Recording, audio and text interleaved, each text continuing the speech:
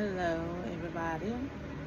My name is Frankie, and I am recording this video because I have a small YouTube following. I have some subscribers, I see. My apologies to y'all that I haven't made a video in a while. Nice little minute, but life been life, and so. But I'm rebranding my channel and starting something different. And initially it was about the millionaire mailer, but obviously that went nowhere.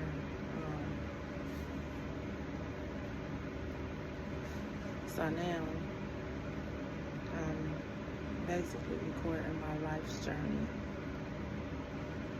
from 45 on. I'm basically starting over.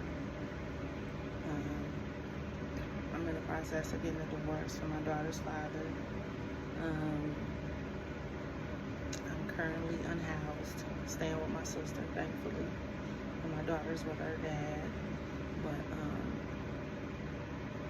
I'm basically starting over. I need a car. I need a place to stay, which I'm not going for an apartment no more. I'm going for a house. So I'm gonna do everything I need to do to get that said house. I promised my baby a house, and she's gonna get it. Starting with my business, my beauty supply store. I have 2 business ideas, but that's the one I'm gonna start with. And I'm gonna build from that. But it's basically me starting from scratch and starting over. From the bottom, starting from the bottom.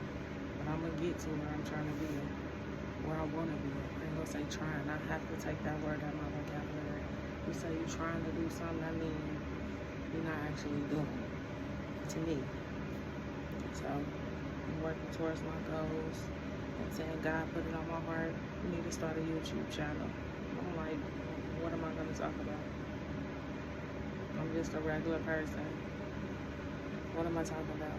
Right? That's the thing. Talk about you. Everyday life struggles. So I'm gonna just say stay tuned, because this is a prelude to what's to come. As far as like, I'm gonna be honest, unfiltered, and I'm gonna keep it 100. Life's a struggle.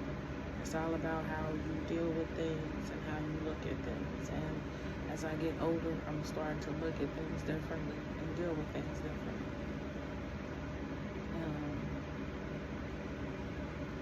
I'll be talking about a variety of different subjects. Nothing's off the board, nothing's off the table. I'm gonna be honest about my life situations. I can't never speak on nobody else's shit. Everything, even if I do, it's gonna be an opinion, not necessarily fact. So I'm not gonna speak on anybody else's issues, problems, or whatever. Just my personal experience. And like I said, I'm basically going to be journaling my journey to success, just in a video aspect of it. You may see my daughter sometimes, because I told her what I was going to be doing, so you may see her sometimes pop into my videos. She's currently staying with her father, but yeah, I'm about to start working at a job so I can start building, like working on my credit, working on my business credit. Like I said, I gotta get me a car, then I gotta do the little home ownership program stuff so I can work towards getting me a house, because I'm not going into an apartment. I'm done with apartments. I'm done. I'm thinking about Avondale, since my boy Reno hit me up about doing the Every Child Succeed thing again. My mentor, may she rest in peace, Miss Nita, she was the truth. She was a good person, a good woman. She had a good heart. And she the one who pushed me out of my comfort zone. So now I'm pushing myself out of my comfort zone. Because when I say she pushed me out of my comfort zone, this woman literally put me on the stage. And in a room full of a whole bunch of people. I said, just tell your story. I took a deep breath and I did just that. And everybody applauded, and afterwards I had people coming up to me, talking to me and stuff. So right now, as I speak about her, I have butterflies on my stomach. That woman was like a mom to me, but I say she my mentor because she was so sweet, and she helped me being 31 with a baby. Like, I wasn't ready for it, and I wasn't happy in the relationship I was in.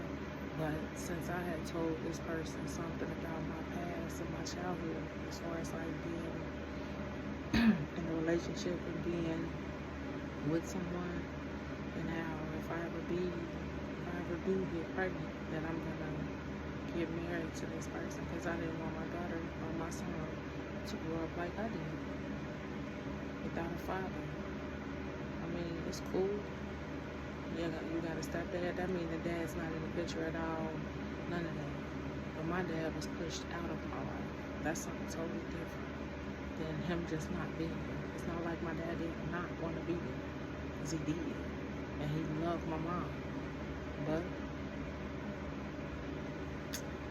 it is what it is. It's a lot of things that I have to atone to, because I literally was so angry at my dad over things that he never did. And it was just because my mom told me that she lied. And only years later in my 30s that she admitted that she lied.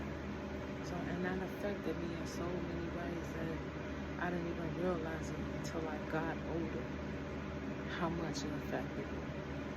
So, that, you know what I'm saying, your child having its father is very important.